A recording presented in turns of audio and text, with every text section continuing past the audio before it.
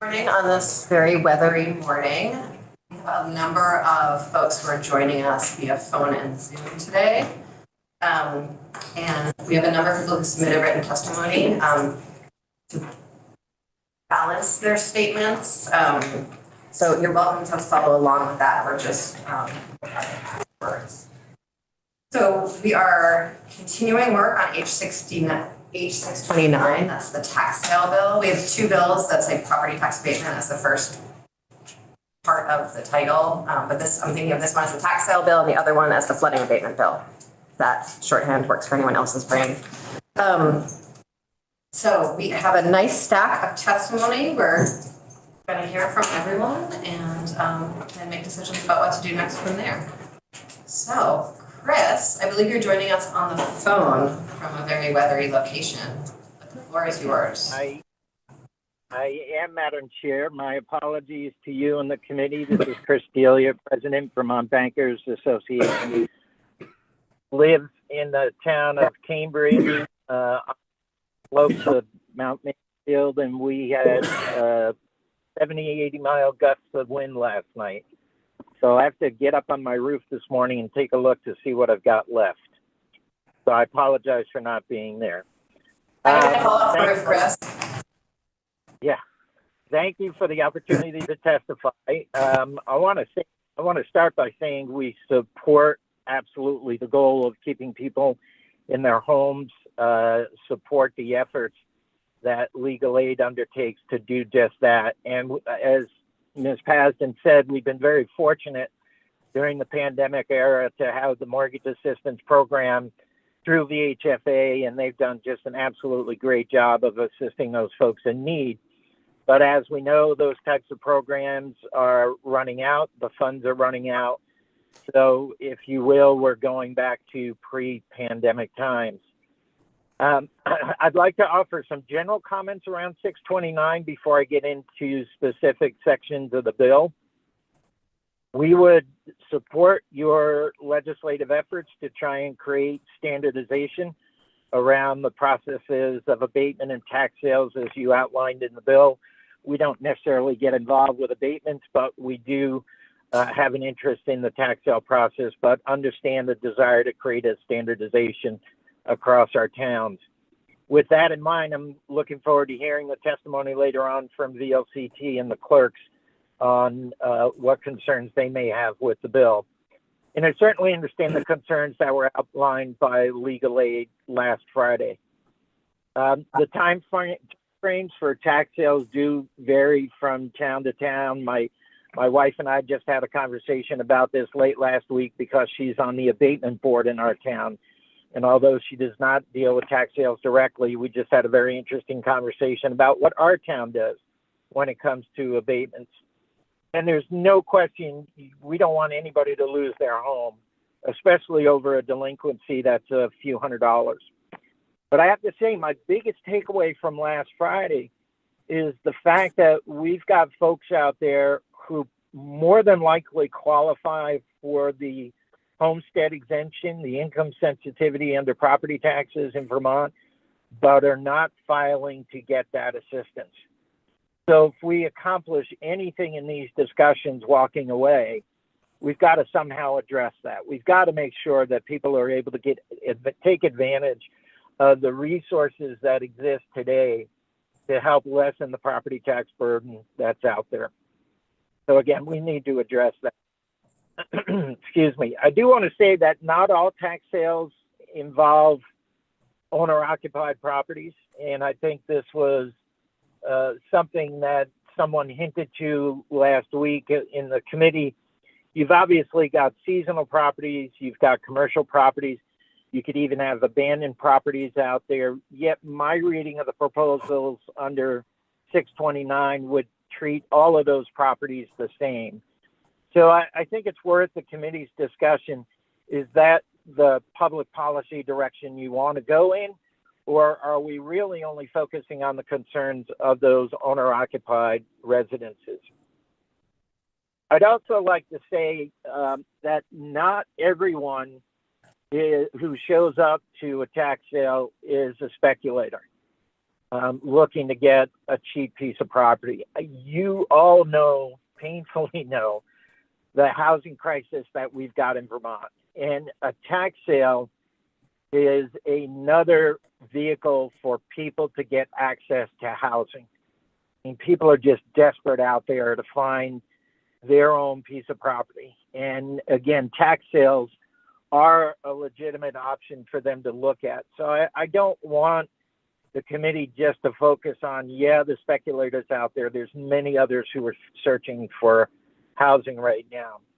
I think we also need to keep in mind when we look at abatement and tax sales, what is the impact on the town from a budget point of view?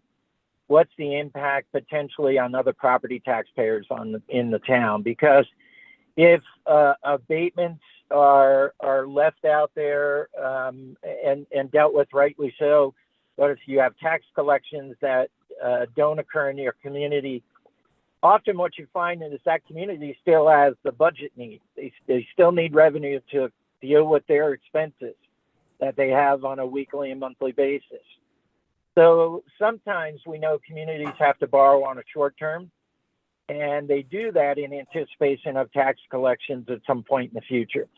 So that also plays into this discussion and how that might impact the town and other taxpayers in the community.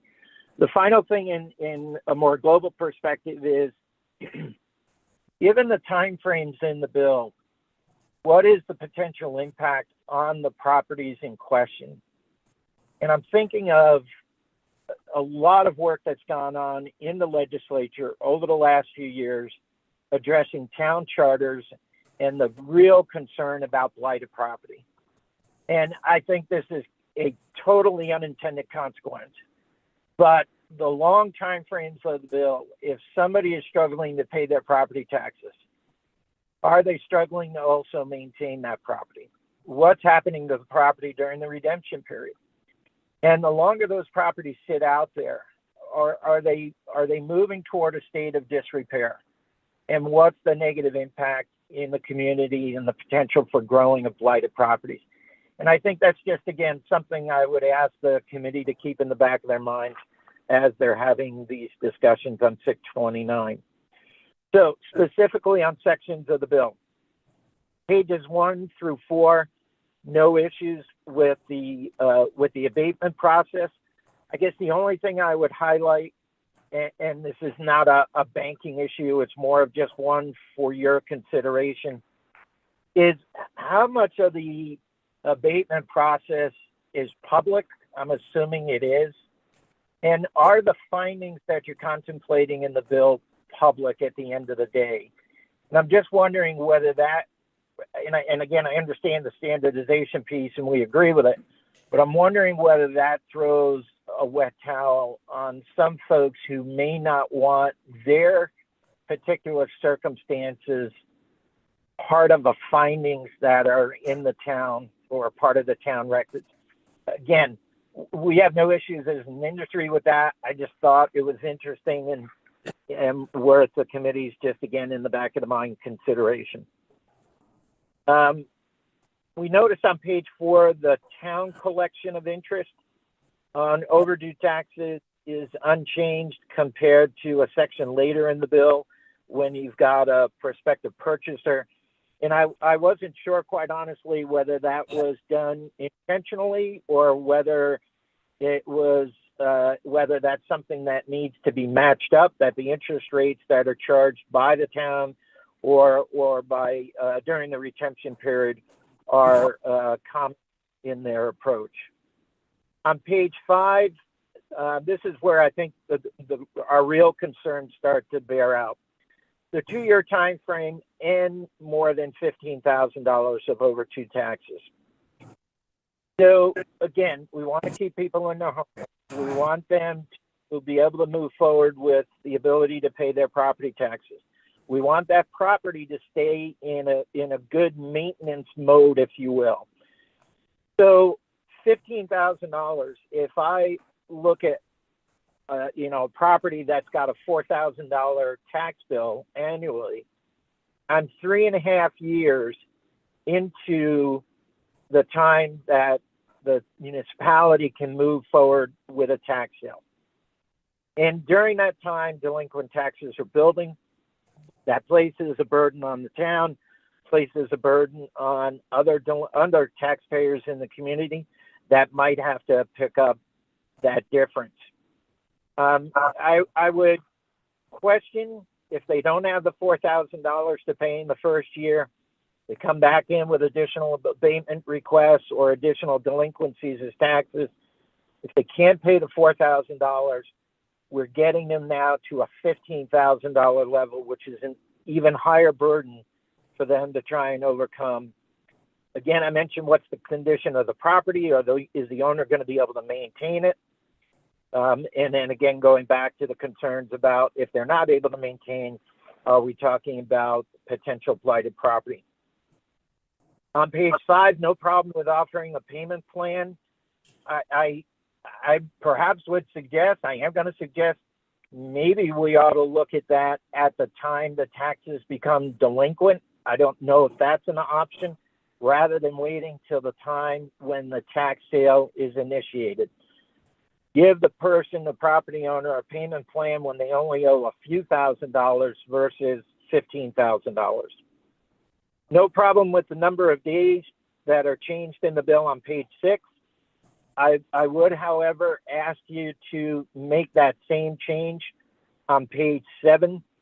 And I say that because as one that represents lien holders, and this would probably be true for the folks in the credit union world as well, if there's a lien on the property and a lender is made aware of that delinquency, they will very often look to pay off that delinquency in order to maintain the security and the collateral interest. And then the lender works with the borrower to set out a payment schedule. It was made known to me in my mortgage committee's review of the bill that sometimes trying to respond in 10 days to actually get the notice from the town, look at the circumstances within the bank, make the decision, and get the funds to the town prior to tax sale, at times is very difficult under 10 days. So we would ask you just to consider making those timeframes the same for the lien holder as you would for the property owner. On page 7, there's the section dealing with notification to VHCB and the local housing groups.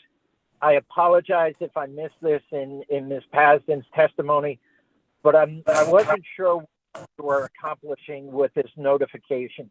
I wasn't sure if there was an intent or a hope that the housing group would step in some way. So I guess this is something that the town would have to do. Obviously, the town processes potentially change in this bill. So I just was wondering what we were getting, what would be gained by that notification. Page 7 again, notification to the property owner. It certainly needs to occur. The property owner certainly needs to know about the tax sale. Wholeheartedly support the notification about the opportunity for a repayment plan. But again, as I think one of your committee members alluded to the other day, the 5 language piece, that's a very different discussion when you get outside of Burlington or some of our more larger communities. I'm thinking of Wells River, for example. The 5 language piece, that places a burden on the town clerk. And again, I'd be mindful of whether they would have the capacity to do such a thing. Page 8 and 9, no issues there. Page 10, 3-year redemption period. I looked at redemption periods in what other states have across the country, and I'll go into that in a minute. But the 3-year redemption period keeps that property in limbo for that period of time.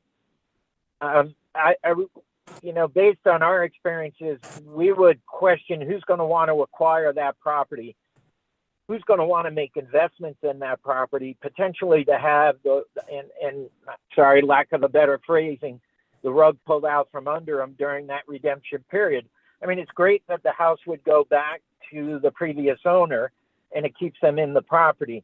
But I think the redemption period being expanded to the 3-year is really going to lessen the number of bidders that show up at the tax sale. During that period, title insurance is not going to be available.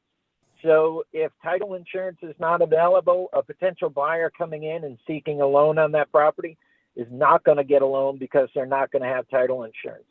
So again, is the property going to sit there for a period of time? Even if a potential buyer came in with their own money, are they going to want to tie up capital for 3 years? I understand the rationale for lowering the interest rate, but I think that's going to remove some of the incentive for potential bidders out there in the marketplace, so it becomes a much smaller pool. And then it's my understanding if you don't have any bidders show up, then the town becomes the default purchaser, and then it becomes the town's issue to deal with the property.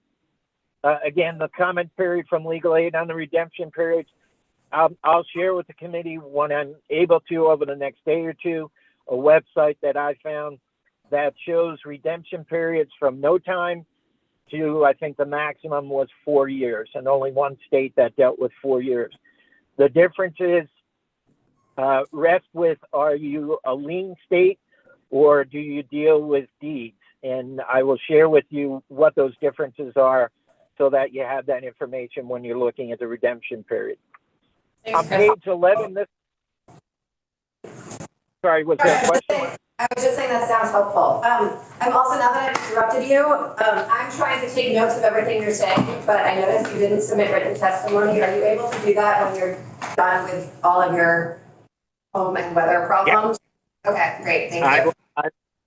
You don't, no pressure for today. I just would love a comprehensive overview of what you said.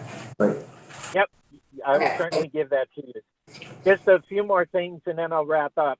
Yep. On page 11, I wasn't sure who the collector was at this point in time. Is the town or the bidder the collector at this point in time? And ultimately, I'm just raising the issue, who's got the responsibility for the notices at that point in this particular section of the bill? Again, on page 11, there was a section dealing with notification to the HCB and the housing groups. Again, I wasn't sure what was trying to be accomplished by that. And then finally on pages 12 and 13, payments to the property owner. I very much appreciate the commentary from Ms. Pasden regarding the Supreme Court cases. I have a gentleman that I work with in the title community who's looking at those cases. And if that's the reality we're working under, then so be it. That's what we've got to deal with. But I think from our perspective, what we see happening is that's going to shrink the bidder pool for sure. And let's think about it. The town becomes the default purchaser. They're going to have to come up with the funds to pay that previous owner. How are they going to raise the money across other property owners in their town to do that? So that's going to be felt by other taxpayers. And if the investor buys the property, I'm thinking of the context where the investor at some point goes ahead and does put investments into the property. They do go ahead and sell it. And if I read the language correctly, they would have to return any gain between what they redeem the property and what they sell the property. They're going to have to return that to the previous property owner. And again, I think that's going to have a real chilling effect on what that, the size of the bidder pool. And then obviously there are properties that have mortgage liens on it. And we would hope that if there are proceeds from the sale of the property and there's still a lien on that property, that lien holder be taken care of. If not, I think that creates a real challenge for future lending and the consideration of what the risks are for any future loan on a piece of property and the lien holder involved. I'll stop there. Ultimately, I recognize there is a real need of issues that have to be addressed. We're interested in working with other parties to try and come up with solutions that work for everyone involved. And I think, Madam Chair and committee members, given that this is, excuse me, only day 5 of the legislature, there is plenty of time for interested parties to get together, have discussions, and try and reach agreement in areas where there may be disagreement right now, and ultimately come back to you with a bill that works for all of the parties involved and addresses not only our concerns, but any others that might come up during the morning in testimony. So I'll stop there. I'll provide written statements to you when I'm able to, and I'm happy to answer any questions either today, or I will certainly be back in the building first thing tomorrow morning and happy to visit with committee members independently. Thank you very much, Chris. And do also appreciate your effort to really sit down with various stakeholders and figure this out. Any questions for Chris? Chris, could you remind me what this period of redemption is for? You mentioned it several times in your testimony. I know it has something to do with buying and selling and letting the buyer off the hook somehow. Well, right now we have in statute a 1-year redemption period. So the property goes to a tax sale. Let's say in my town, I show up at the town clerk's office and I bid on a piece of property and I'm the successful bidder. The current property owner has the opportunity to step in during a 1-year redemption period, cure the delinquencies and taxes, and if you will, reclaim the property. So I, as the bidder, successful bidder, would not take ownership at the end of that year. That redemption period under this bill would now be stretched out to 3 years. Okay, thank you. Thank you very much, Chris. Good luck. Thank you. Weather. Hello. Are you still there, Chris? I wanted to Yes, tell I you. am. Oh, all right. Well, just State House gossip. I saw Rich West early today. His barn, the roof on his barn fell in last night. Oh. And then he was headed home. He had stayed here last night, but it's a big, long, it's gotta be 80 feet long, big old dairy barn. So don't go on your roof again, Chris. Yeah, be careful. Got it. Thank you. Take care. Hi, Tim. So nice to see you. Welcome. Welcome. Thank you very much, Madam Chairman. And it's good to see someone from Windham County in one of the seats at the State House. I appreciate that. Thanks, Tim. So We'd love to hear your thoughts on this bill. I want to just again pass on the regrets of Carol Dawes, our longtime committee chair for the Vermont Clerk Treasurers Association, as she was called away. When Carol leaves office in March, I'll be the incoming chair, so I was tapped to testify today. Some of you may or may not know, I'm a longtime broadcaster and I have been the elected town clerk in Vernon for the past 8 years. Thank you. Before, we're so excited that you're going to be the person testifying in the future in your new role. Can you introduce yourself for the record? Well, thank you. And thank you for the opportunity to address H629 with you. As you may know, Vermont's clerks and treasurers are the boots on the ground for our local communities. We are the ones who are face to face with taxpayers. We hear their stories, we laugh with them, and we cry with them when they are facing times of financial stress. In fact, one of our town's 3 annual tax payments are due tomorrow. So you could hear the sounds of taxpayers walking through the building as I testify. Now, none of us want to see anybody lose their home. For instance, I'm a native of this town and I would hate to see that happen to anybody. Now, to that end, our town works with taxpayers on payment plans as soon as they fall behind. But let's be clear, the property tax is our main source of revenue, and a tax payment is a household bill just like any other. I've chaired our town's Board of Civil Authority and our Board of Abatement for nearly 15 years. The reasons for abatement are, of course, laid out in statutes. I am concerned, though, about how far we should go in documenting inability to pay, as in some cases, it could violate a taxpayer's right to privacy on medical issues. Many people are concerned with their own personal situation, and they're hesitant to come forward until it's too late. We're concerned about extending the notice of service to abutters, as all of our meetings are publicly warned. And we also wonder who would bear the cost of personally noticing people. A longer redemption period, instead of the current 1 year in statute, puts properties at limbo at a time when Vermont badly needs additional housing. The bill would also minimize any incentive for people to purchase a property at tax sale, as it would mean that the town would end up holding the property again for an inordinate amount of time.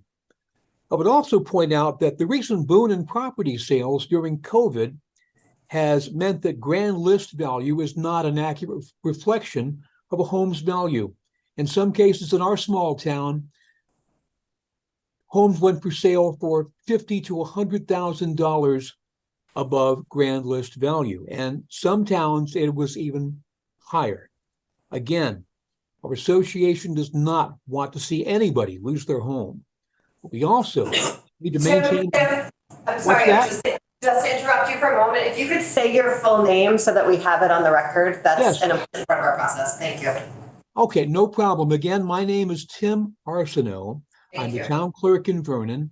And many people in Vermont know me as Tim Johnson, a member of the Vermont Association of Broadcasters Hall of Fame, who has worked on the air in Brattleboro, now with WTSA Radio, for 50 years. So again, our association does not want to see anybody lose their home. We also need to maintain the integrity of our main revenue source. In short, we'd be happy to work with this committee and all the stakeholders in making a well-intentioned bill better. Thank you, and I'll be glad to answer any questions either now or in the future. Tim, a question that I have that might be, I'm not sure if it's for now or for the future, so up to you. But you raised a number of concerns you have with the bill, which I appreciate. I'm curious if the Clerks Association sort of sees the problem that we're trying to solve and has any suggestions for ways we could strengthen procedures or consistency from town to town. I understand Vernon is sort of deeply involved in collaborating with taxpayers on this, but curious if you see places that we perhaps could strengthen the statute. I have to tell you that I have a bit of a hearing problem. Probably it's due to 50 years of hearing Led Zeppelin in my headphones. So what you just said, Madam Chairman, was slightly garbled. So Okay, let me try again. I am curious if the Clerks Association has any ideas for ways we could strengthen statute so that we can have more consistency from town to town in how we handle tax sales. I understand that Vernon does a very good job, but I'd be curious to hear if you have suggestions for strengthening the statute.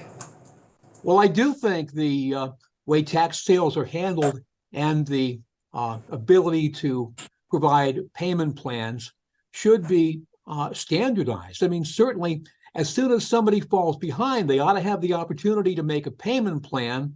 It's just that I think there's still among homeowners some mysticism about the whole taxing process that all of us need to do a better education job on and make sure everything is standardized statewide. Thank you. I appreciate that. Any other of you? Following up on that, you mentioned concern around not overburdening town clerks and adding to the list of things folks already have to do. So I guess I'm curious if you have thoughts about whether all the communication should happen with property owners from each individual town, or are there other ideas about who has the capacity to kind of help folks navigate the process? Well, in my particular town, I also help manage the website, and I do a daily video on what's coming up in our town. So perhaps this is an example that some of the stakeholders, perhaps the League of Cities and Towns, could look at to do a better job of informing their citizens. I mean, my career is as a broadcast journalist. It comes naturally to me, but it may not to others. Thanks. Thank you so much for joining us, Tim. Appreciate your time. Thank you. Appreciate it, Representative Kornheiser, and thank you. Yeah, hi, welcome. Thank you.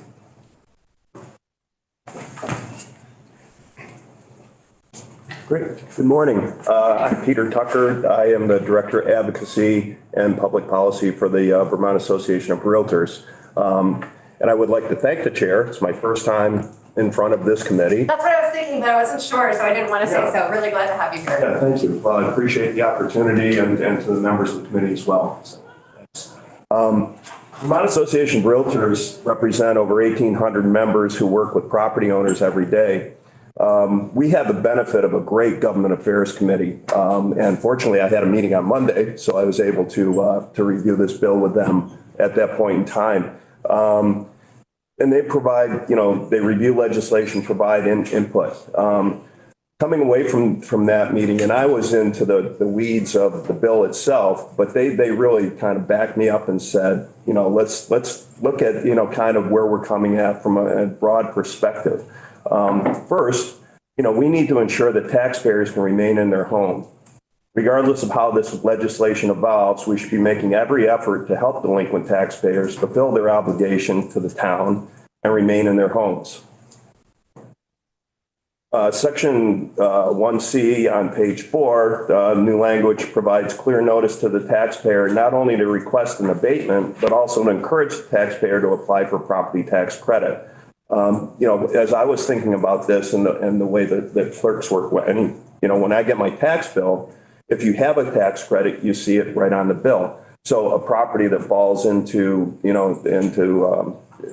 is behind on their taxes, it would be very easy for the clerk to just look at that bill and say, okay, this person applied for a tax credit or didn't, and really, and drive that discussion with the tax department to make sure that they are, they have that opportunity.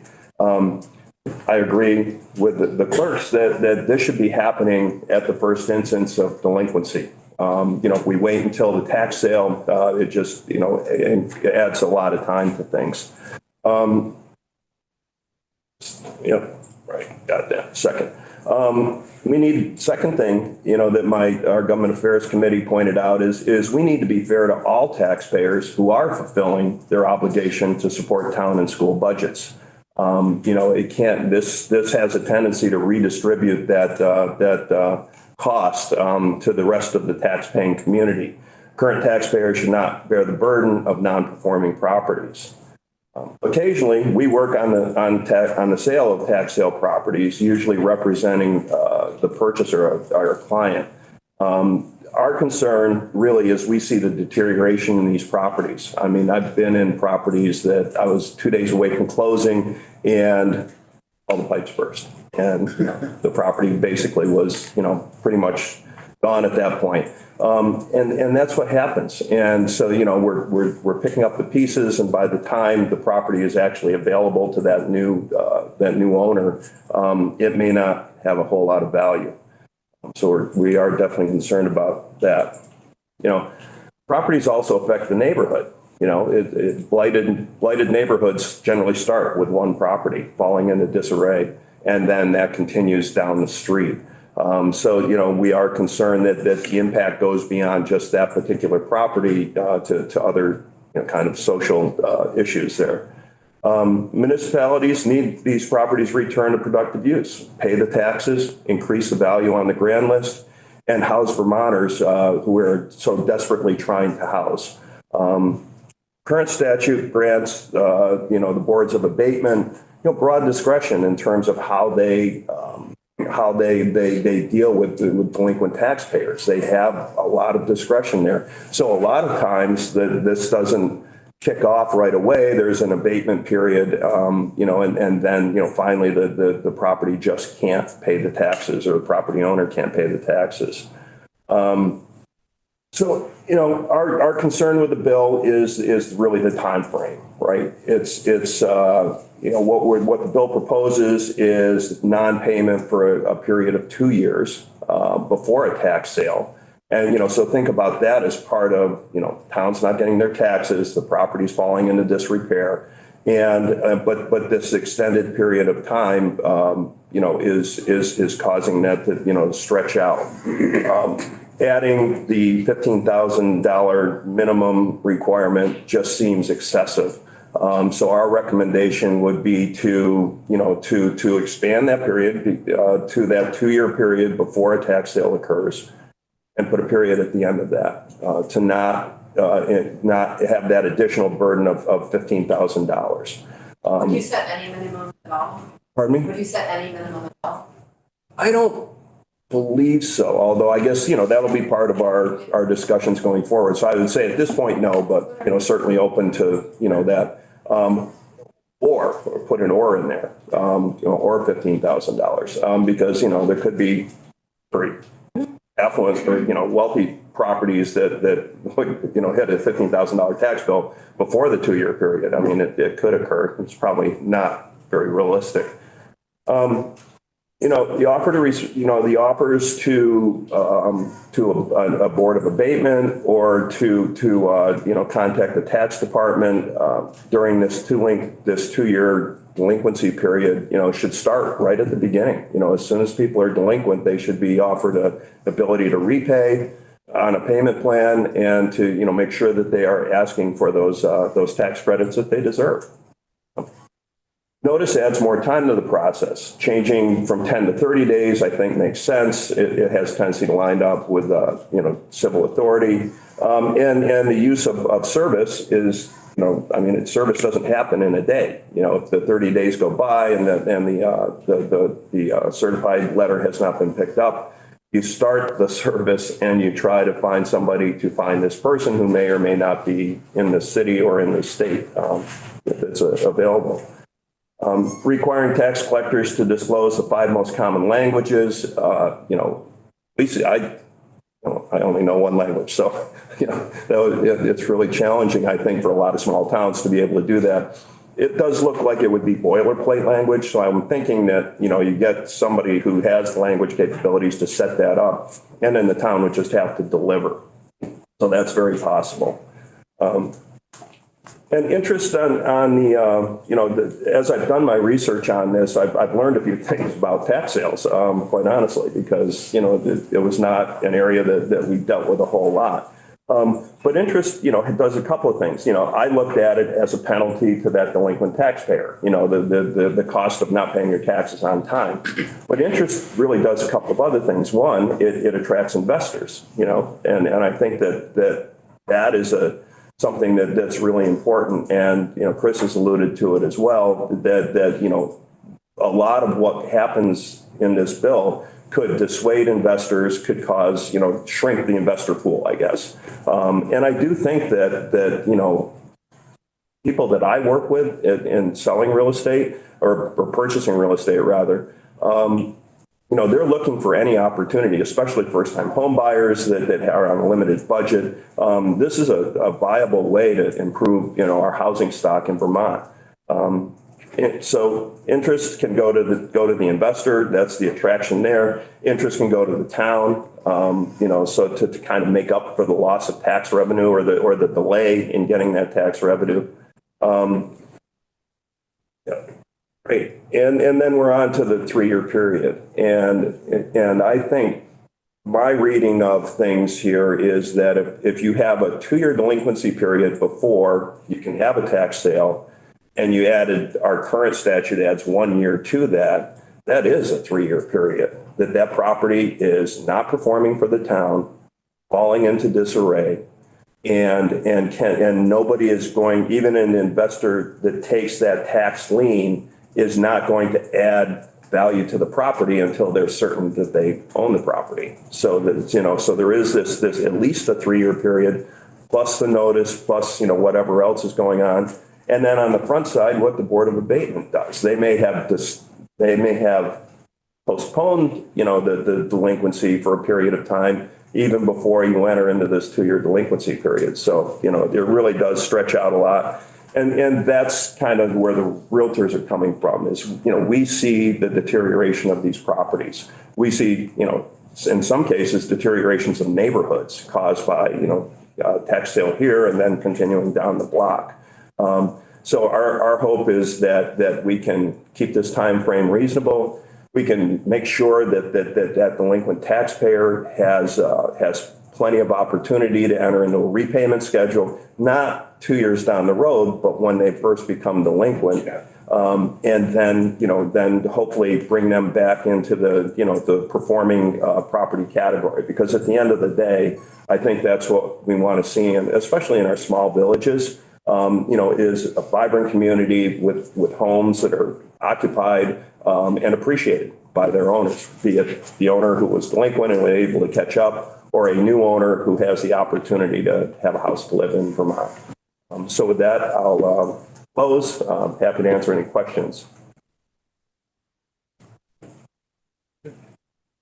Seems there aren't any. Thank you for Yep. the comprehensive job. Can you share? Yeah, I kind of do them piecemeal, but I will put it together in something that I can submit to you. Thank you very much. It's the specific suggestions are helpful. Yes. Of the. Okay, will do. Yep. Thank you. I appreciate the opportunity to be here. Appreciate you coming. Yeah. Floor is yours. Next up. Good morning. My name is Laura Oh, Sadov. Laura. Hi, Yes. Laura. Ted Brady from the League is next, Okay. and then I'm going to go to you after, and then Charlie is going to close us out. Thank you. Thank you. Sorry, Laura. For the record, Ted Brady from the Vermont League of Cities and Towns. Nice to see everybody this morning. Nice to see you. I have a couple prepared remarks and then really open it up for some questions, if that's all right with everybody. And thanks for asking us our opinion on this, on how tax sales are used and their importance to ensuring towns, cities, and villages meet their financial obligations. You can imagine we have some concerns with the bill as presented. And in my opinion, I think all 247 of our member cities and towns would have concerns with the bill as presented. However, not with the concept of making tax sales more fair and effective. So I just want to be clear there, coming to a place of partnership, not simply opposition. A quick reminder, you heard it from Chris, you heard it from Peter. Our current state law restricts municipalities to roughly one revenue source, and that's the property tax. And the state law charges less than half of our towns have authority for the local. I love it. Let's talk about that instead. Sorry that you're not mentioning it. Yes. Your revenue sources. Yes, most of our municipalities. Thank you. I love it. Thank you. That's important because also law charges municipal officials and delinquent tax collectors with collecting that tax, but not just that tax, also the education tax. So nobody wants to be the tax collector, but you got to have them to make the system work. This money is used to fund the maintenance of and construction of 80% of our state's roads. It's used to provide services such as fire, police, EMS. You know this. Representative Anthony certainly knows this firsthand. To maintain recs departments, forests, you name it, and so many other things. What's sometimes lost, especially in this building, is the scale. You guys are talking billions of dollars. That's not what municipalities are talking. The median of our comp and benefits study, we have 182 municipalities respond. The median budget is about $1.5 million, million. So it's important, like when we're talking a few $1,000s, $5,000, $10,000 on a $1.5 million budget, that adds up quickly when people stop paying that. The other really important thing is a lot of towns have much smaller budgets. Think less than $500,000. You're talking towns of less than 1,000 people. There are a lot of those in Vermont. Their budgets are less than $500,000. Think of places like Norton, Marlboro, Hancock, Goshen. The other really critical thing here is when somebody doesn't pay their taxes, of course they don't pay their municipal tax. That's a no-brainer, right? They're also not paying the education tax. Well, here's the fun game.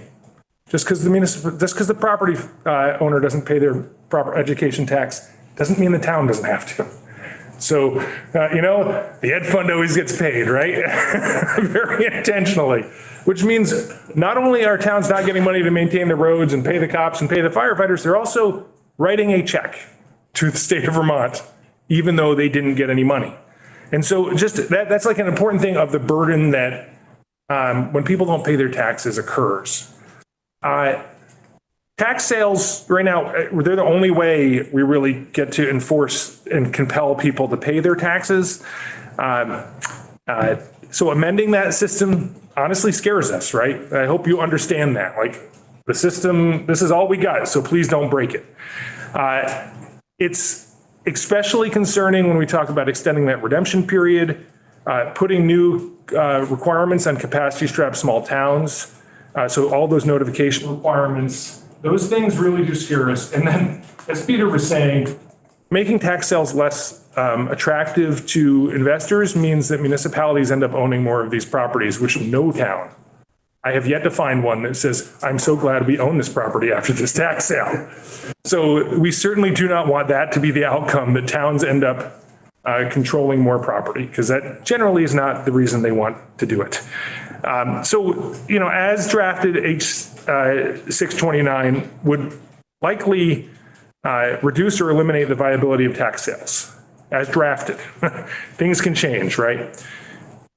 We've had a bunch of conversations with the Vermont Legal Aid. We are happy to continue having those conversations. We're trying to understand, the need for this, what their goals are, and what kind of solutions we could get to a commonality on. I don't think we're ever going to get to a place where we agree on all of this, but there are some things we think we can get there. I only saw the bill about a week ago, so I don't want to go through and nitpick each thing. I appreciate that Chris did that, but I'm happy to do that if you'd like us to, but I'd rather not today. So I just wanted to outline some of the concerns we have. One major concern is that the bill as written seems to frame tax sales as a tool used to take low-income people's property. And that's not what tax sales are used for. There may be egregious circumstances where that occurs. That is not how they are used in Vermont a majority of the time. They use the tax sale process, as you heard from Tim, judiciously, sparingly. They can be costly, they can be complicated, and they're unpleasant for every single person involved. As you'll likely hear in the coming weeks, clerks, treasurers, and delinquent tax collectors, really important to recognize in most towns, or a lot of towns, that's the same person. They have little interest in initiating a legal process that hurts their neighbors. Instead, they have countless conversations to understand what's happening. Then there's a time when tax sales are used for perhaps the most useful thing, which is addressing what Peter talked about, abandoned and vacant properties, which are not just a cause of property decline in a neighborhood, it's horribly dangerous, right? People die, people get hurt in abandoned and vacant properties. They do more than just hurt people's pocketbooks and wallets. It's also another thing that I think is a misconception is that municipalities, this Supreme Court case, right, talks about that has been referenced by Legal Aid and by some testimony today, that the problem is that there are places and municipalities taking people's land unjustly and making a profit. In Vermont, that is not allowed. Municipalities cannot buy a property at tax sale or take a property at tax sale and then sell the property for a profit. Anything they make currently per Vermont case law has to go back to the homeowner, less, of course, the tax due, the interest and penalties, and any carrying costs of that building. But towns aren't making a profit. So that's what differs Vermont from, I think, the national conversation on this. The bill currently reduces the penalties for not paying property taxes. That's kind of what my mindset is. And I got to say, if the goal is to reduce the property tax burden to low-income Vermonters, using the tax sale process to do that's not the wisest way in my mind. There should be consequences for not paying your taxes. If we as a state decide that we don't want low-income people to have to pay their property taxes, there are other mechanisms we should use to make that happen. I think there are actually some pretty good examples through the pandemic where we've done that. We've stood up tax delinquent tax funds to help taxpayers pay their delinquent taxes, make mortgage payments, go down that long list. I think also when you look at the number of tax sales in Vermont, there aren't that many. That would not be a real costly solution to help people that way. Also, the conversation on abatement. So obviously the big way a town can help a taxpayer is by abating their taxes. And this bill addresses that in the very beginning. Really important to understand, we encourage towns to use the abatement process. In fact, we don't only encourage it, we point to a Superior Court case in Windsor County that actually requires towns to notify a property owner at tax sale of the ability to abate their taxes, to request abatement. It's not binding across the entire state, but this is an example of an area where we see a commonality. It's when one Superior Court says it, it seems like that's the best practice. It probably would hold up in other courts. So requiring notification on abatement, something we do. Also wanted to direct you, and I'll bring this to you, I think I'm here tomorrow again on a separate bill. We have a tax abatement toolkit for towns. And in that tax abatement toolkit, it includes an info sheet about abatements. It talks about our rules and procedures for your abatement board. It talks about how to notice a tax abatement hearing. It has a notice about how to abate the homestead penalty if people are late filing their homestead declaration. And then perhaps the thing that's most connected to this, we have a model notification and request form, a model request form for somebody to request an abatement, where they check off what they're asking for, and then a model notification of decision back to the taxpayer. So these things exist. You know, obviously, if we've created them, we'd probably support people using them. So a good example on abatement, notifying people of abatement and encouraging them to use that abatement process would make a lot of sense. Finally, in interest in coming as a partner, I did want to not outline all of the concerns we have, but I did want to just give you 4 quick bullets and then I'm done. So thanks for listening to me. About the threshold of when a tax sale can occur. You know, Vermont Legal Aid shared with us that the average, tax sale occurs for about $7,500, I believe, in Vermont, the median, not the average, important difference. If that's true, and I didn't look at those numbers, assuming the annual average annual property tax bill in Vermont is $3,000, you're looking at, more than 2 years worth of people being behind on their taxes. That's a hard thing for somebody to come back from. And I think it would be really unwise to set a threshold that allows a taxpayer to get too far behind because they're less likely to catch up. When it comes to the technical notification requirements, the different languages, the 30 days, the 60-day notifications every so many years, I think what we're really concerned about is, lawyers are really good at being lawyers and they use technicalities to break things. And the more technicalities you put on a town, the more likely that there will be inadvertent technical errors that occur. And so any kind of notification process. A lawyer's job is to break things. No, your job is to lawyer. But when you get to technicalities, no, I can't wait to hear from the Vermont Bar Association. They're good at finding technical reasons to change. Yes. So I'm hoping that we could find, because we're actually supportive of making it more obvious when these things occur and making sure you're notifying homeowners and setting due process and timing.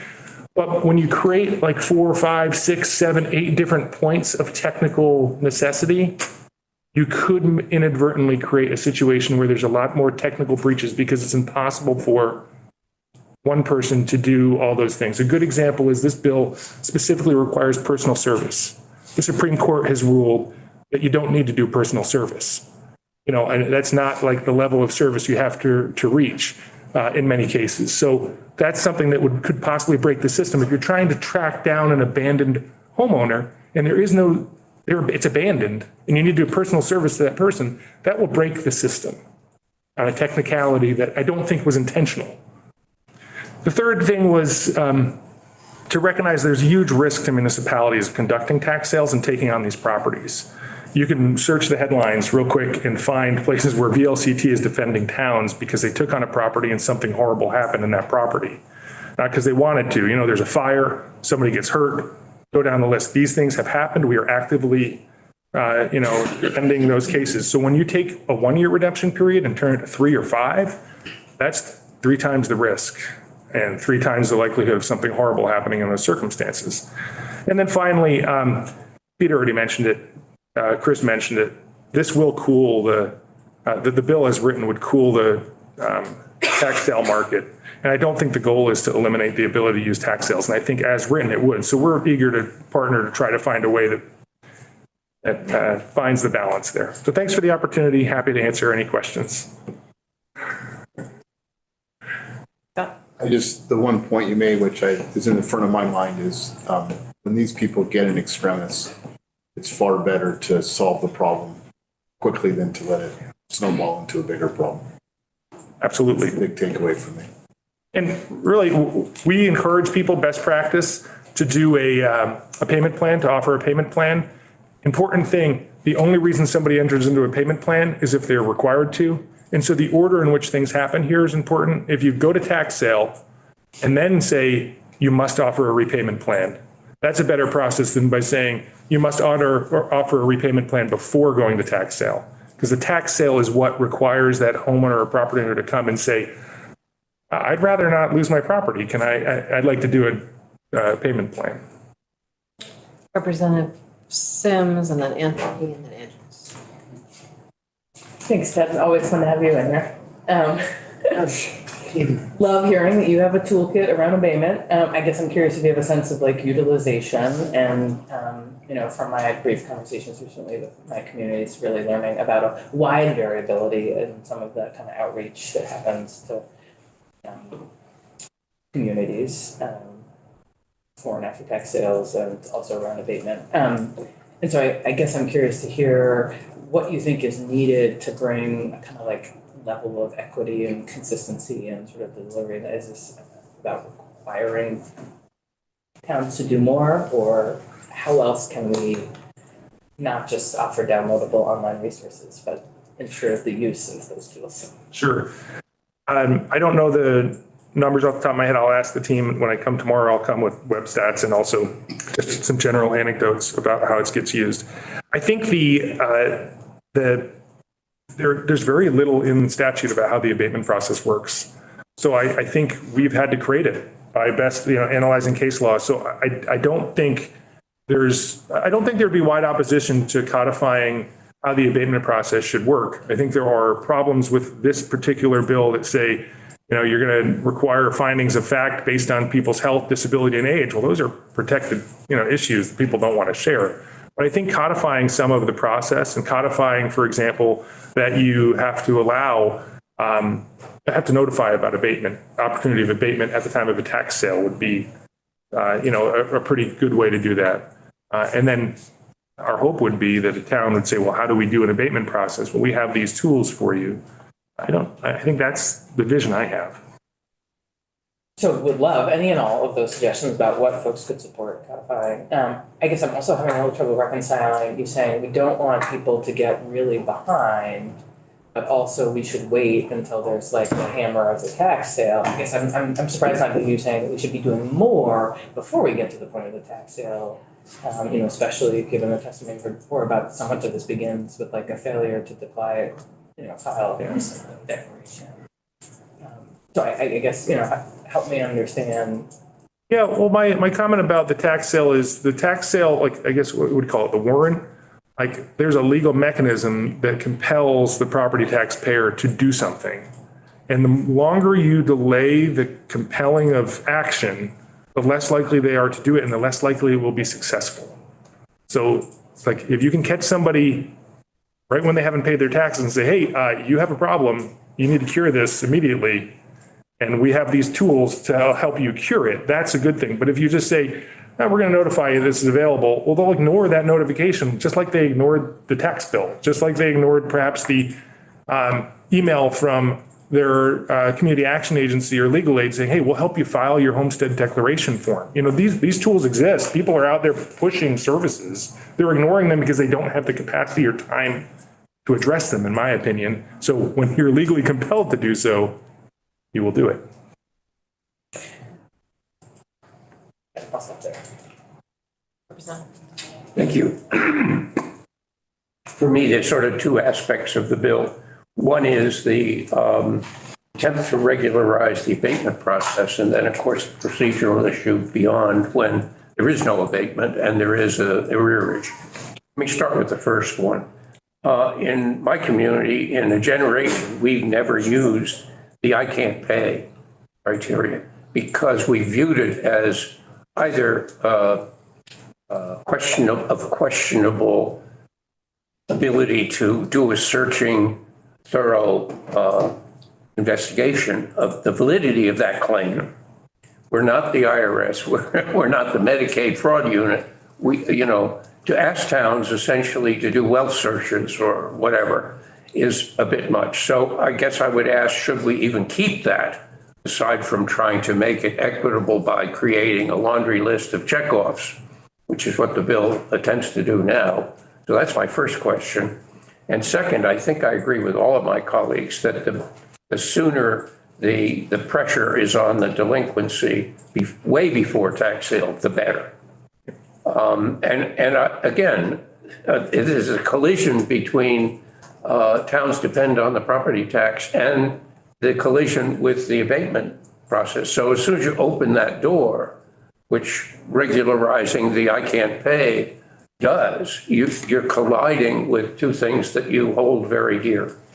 So I guess I'm trying to figure out whether we should even retain the I can't pay rather than trying to be an IRS in small towns. Yeah. Because I just worry that we'll never achieve equity, given the difference in resources to answer that question adequately. I could follow up on that question. I'm curious if you have a sense of when towns do abate, how many are, because my understanding in Brattleboro, the majority of the abatements are based on I can't pay. And that seems to work out very well in Brattleboro. So I'm curious if you have a sense of how that's used in various towns. Afraid I don't. I can go from our toolkit. Our toolkit actually addresses this and says, this is a hard one to adjudicate, right? As a quasi judicial board, you're sitting there talking to a neighbor and it's on the neighbors that they have the burden of proof right now, right? They have to say, this is why I deserve this break. We actually suggest that a good standard is to say the best standard is to ask them to prove why they temporarily can't make this, right? You can't abate somebody's taxes every year because they simply are low income. That wouldn't be fair to the entire town. So one of the things we recommend is, there are times, and this is why I think it would be important to retain it, that somebody has fallen on hard luck. Something in their life has dramatically changed. And you'd want to say, we see it as temporary, we'll give you this year. And then you come back next year and you're asking for the same thing and you said it was temporary.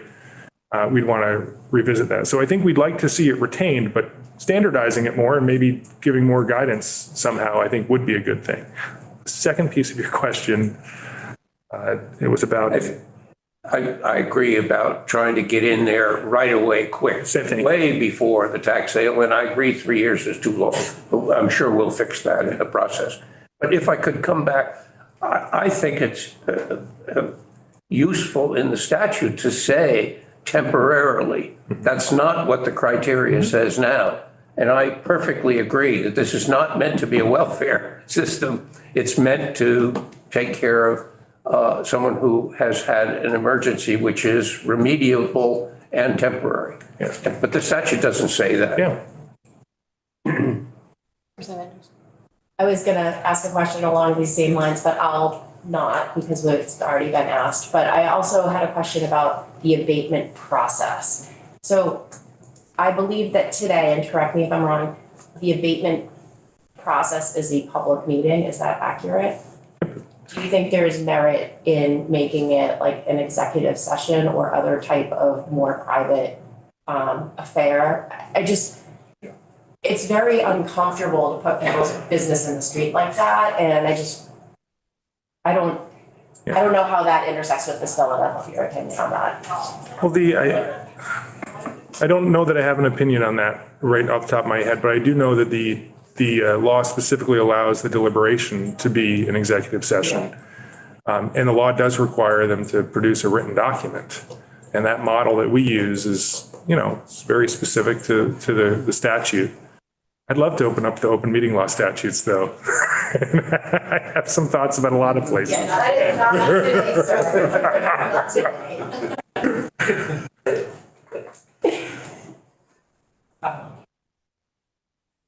Thank you very Thanks much. for the time.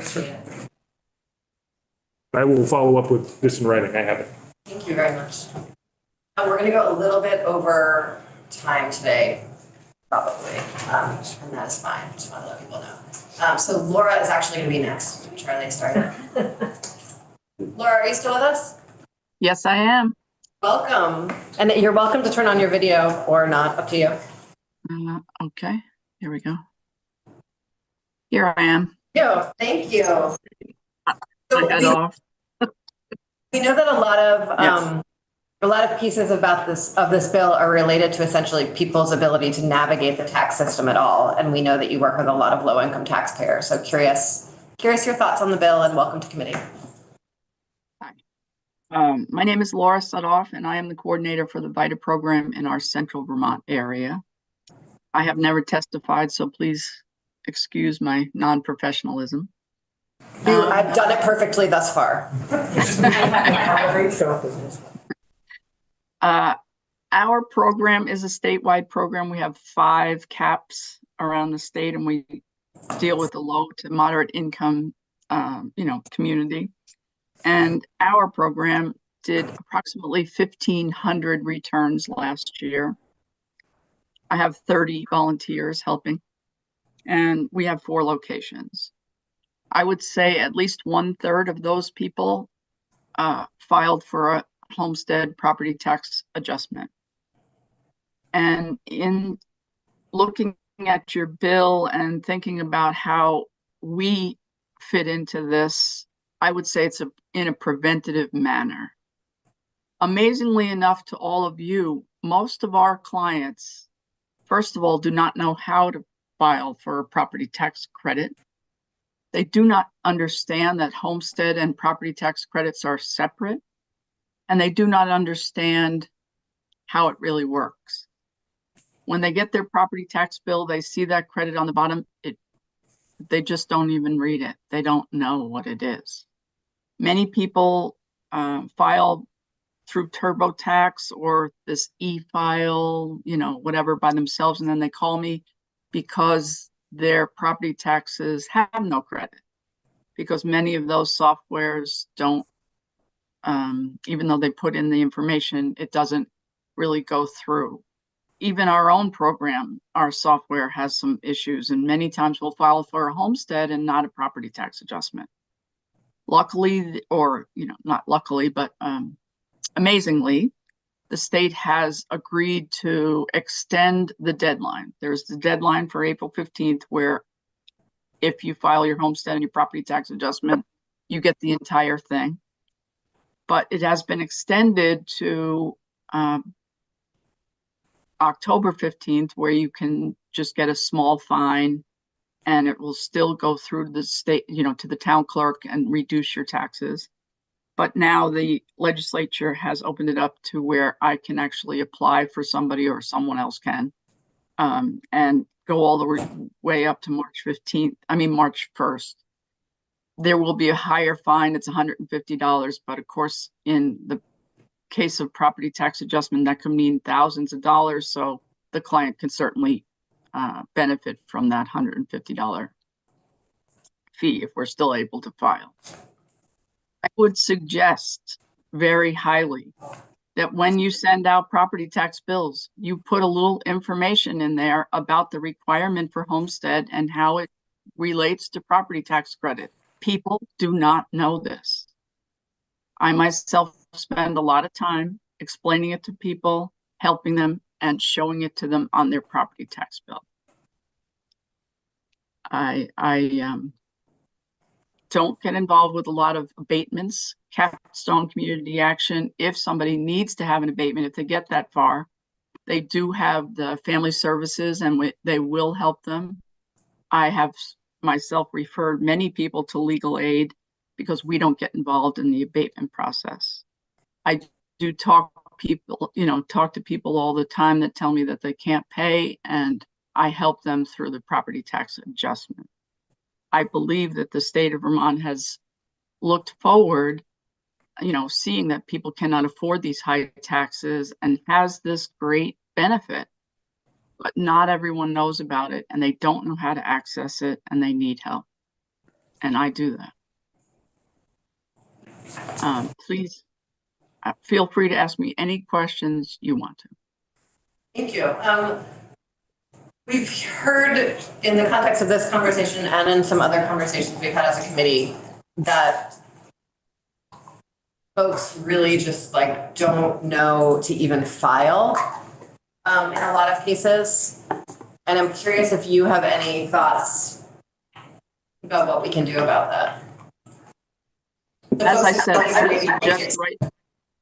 I would suggest right in the property tax bill, there be a small extra piece of paper or extra little line or something, you know, I mean, we already put in information about putting it on your credit card or, you know, different ways to do this or that. I would suggest there be a small little blip in there, you know, some sort of written thing so that people could read it and understand that homestead is a required law and that property tax adjustment is a benefit. They don't understand it. The other thing is people have a misconception that if they got it once, that they will continue to get it. That's a really bad point. They do not understand that part. They think, well, I already did that. I applied. I'm all set. So one of the things that I'm thinking about, Laura, thank you so much for your testimony and for sort of, I think, reinforcing some things this committee might already be thinking about. One of the barriers that I think is true, but I think your lived experience would be valuable here is a plain language issue. Like when someone says file a homestead declaration, that literally has zero meaning. And I remember moving to the state as a young person and being like, I literally don't even know why I'm doing this. So do you want to talk a little bit about that? And please feel free to say you're completely wrong if that's the case. No, I think you're absolutely right. The whole thing of taxes, one of the reasons that we have such a successful program is because people are so afraid of it. It's sort of like the Wizard of Oz thing. They're afraid of the language. They're afraid of the people. They're afraid of the tax department. They don't understand those words, homestead. They don't even know what that means. You know, homestead to them sounds like something that happened out west, right? We were homesteading. Loves chicken. I realize that sounds funny, but I've had people say that to me. You mean on a horse? No, you know, it's not like that, you know? So that wording itself throws them off. They don't know what it means. Property tax credit. They think once they filed that homestead, it's the property tax adjustment. There's no concept that it's a different thing, that you can say yes or no. You know, and like I said, many people think once they've got it once, it's on my tax bill. I saw it 3 years ago. Right. And then when they get the bill from the town saying, you know, you're overdue or you're, you know, whatever, they call me and say like, why did you do this to me? Or they call their town clerk and say that. I mean, you know, many town clerks have to fence this. The other thing, and I am in support of town clerks, and I've talked to many of them trying to get some of the fines taken off people's bills. And many people are very encouraging and very supportive and will help their clients. But a lot of them can see very easily that there was no credit given on, you know, older people or people that they know don't work or people that they know need the help, and they don't reach out to them and tell them to come to see me. They don't give them that advice. It would be a quick call, you know. Hey, did you know that if you get this property tax adjustment, it's going to save you a couple of $1,000s? I would guess that town clerks could do that and really help a lot of their clients. Thank you. Representative Beck is actually going to have the last question, and then we're going to need to go on to our next witness. I kind of have Laura, with the people that you're trying to help navigate this process of taxes, do most or all of them still have a mortgage on the property? Most of them do. And Okay. that gets involved. That's another part to where they don't understand. Yeah. Because their mortgage payment stays the same until around July or August or even September, which is already too late. And so then they get a much higher bill and tell me all the time, I didn't see my tax bill. A lot of times they are not sent the tax bill. It's sent directly to the mortgagee. Okay. And of these people that you're dealing with, how many of them are in escrow? Or are none of these people in escrow? No, that's what I'm saying. Quite a few of them are in escrow. And so then when their payment changes, it just throws them off. And they didn't know. Yeah, I mean, I understand escrow recalculates from time to time, but it also spreads it out over 12 months too. I'm just trying to understand. I mean, the taxes are getting paid. Yes, but that's the other trick. Yes, the taxes are getting paid, but the client then gets this new bigger bill, and they have no idea why or what, or how to change it. Literally heard from a constituent that was their issue. Didn't get filed, bill change, boom, wasn't expecting it, and happened too late. Yeah. Promise this is not the last time we're gonna have a conversation. We're just gonna leave things unsaid. Thank you so much for joining us, Laura. This is sort of the issue of people's awareness of taxes and ability to file, interest in filing. It is, and as I said, I hope that we're avoiding the abatement issue instead of, adding to it. Thank you very much. Appreciate you being here. Mm-hmm. Thank you. Carly, welcome. Thank you. I don't believe you've testified with us before. We're glad to have you here. So happy to be here. Good morning. My name is Charlie Glisserman. I'm the Advocacy Director at AARP Vermont. And on behalf of AARP Vermont's 112,000 members, I want to thank you for the opportunity to testify on AARP Foundation's tax aid program and in support of H629. As you may know, AARP is a nonprofit, nonpartisan organization dedicated to empowering Americans 50 plus to choose how they live as they age. In doing so, we support policies that enable Americans to live in financial security and dignity in retirement. The property tax is the most burdensome tax for many individuals with low and fixed incomes, like some AARP members. The tax is imposed on an illiquid asset, and long-term homeowners have little control over their current tax liabilities because they're determined by decades of market dynamics that are outside of their control. So as a result, we see many people having difficulty paying that tax. And at the same time, Vermonters are at risk of losing their stable housing and equity they've built in their property over small amounts of tax debt. For some, this equity represents their entire life savings. AARP supports a variety of property tax relief measures to address this challenge. These measures should be equitable, cost-effective, and targeted to homeowners with low and moderate incomes. And they should also be well-publicized and easy to participate in, which we've heard a lot about today. Our national policy advisors have reviewed H629 and feel like this is well aligned with our criteria. In addition, I'm pleased to share some information about AARP Foundation's tax aid program, which is the largest free volunteer-based tax assistance program in the country. AARP Vermont's tax aid program is entirely volunteer run and operated with a focus on taxpayers over the age of 50 and with low and moderate incomes. We have 213 tax aid volunteers who helped over 5,100 Vermonters file federal and state tax returns in 2022. And in 2019, AARP Foundation expanded its efforts with property tax aid, which is a free resource to help homeowners and renters apply for property tax relief. Since then, property tax aid has served over 40,000 people nationally with an estimated benefit of $10 million in property tax relief. So property tax aid was founded because few people know about their state's property tax relief programs. And for those who do, often really struggle to get through the application process. Nationwide, AARP Foundation estimates that only 8% of eligible older adults with limited incomes apply for property tax relief. I think it's important to note that property tax aid is a relatively new program. Its presence is different in different states as it expands. In Vermont, we have online resources available through this specialized program, and our traditional tax aid volunteers have the strong presence on the ground.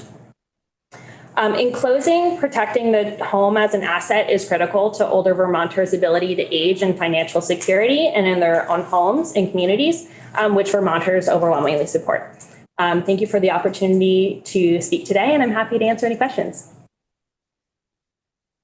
Thank you so much for your testimony today. I was curious, you talked about different resources that sort of seem to fit into two different buckets in your organization, property tax and then, state and local taxes. So are your folks on the ground in Vermont familiar enough with what people need to do from the property tax side to assist Vermonters, or is that something that is still developing? Yeah, so each year tax aid volunteers go through a training process. They are IRS certified, and so they have a really good understanding of the changes in tax laws and what their taxpayers need to know. I think that they are kind of qualified to speak to that, and I'm really glad that VITA was also able to kind of speak to the more experience there. I think it's also important to note that AARP Foundation is our charitable affiliate of AARP. So they are different than AARP Vermont. I do not run our tax aid program, but I'm always happy to reach out to our strong partners there and get any follow-up information. I hope you would know a bit about the proportion of folks who are members in Vermont who no longer have a mortgage as opposed to those who do. I do not have those numbers. I'm happy to look into that and see if there's any information that's relevant I can share. I ask that because of the problem we hear about when somebody bundles the escrow payment, including property taxes. That adds another layer of mystery to many property tax payers. And I'm just wondering if that's an issue with AARP members. Yeah, If they don't have a mortgage, they wouldn't be escrowing, so. And Chris Delia might also be able to help dig out that, or the HFA. Yeah, I think that would be great. I'm curious, in thinking about how folks find your services, given that, a lot of older Vermonters might not have income that requires filing of income taxes. I think there's a lot of folks who might not have, and then they don't have the awareness of the need to file the homestead or property tax adjustment, sort of how folks find their way to you, and if you see a need to sort of strengthen, if you see a need for this bill in that context, essentially. So as far as the promotion of our tax aid program, we communicate regularly with our members by mail, phone, and email. And so that includes notice of our tax aid program services. They are available on the AARP website. We also partner with Vermont 211 and the Department of Taxes. So if you go to the Department of Taxes website, you will see an advertisement or a notice of our program and the services that are available to folks. I do not at this moment see a need to make any changes to the bill in relation to promotion of our tax aid program. But again, I'm happy to follow up if I see any opportunities in the future. Thank you, and I appreciate you, your national folks being able to take the time to look at it and say, that looks good too. Of course. Any other questions? Thank you so much for joining us. Thank you. We are going to take a break until 10:35, and then we are going to hear from Keith Thompson about reserve forest.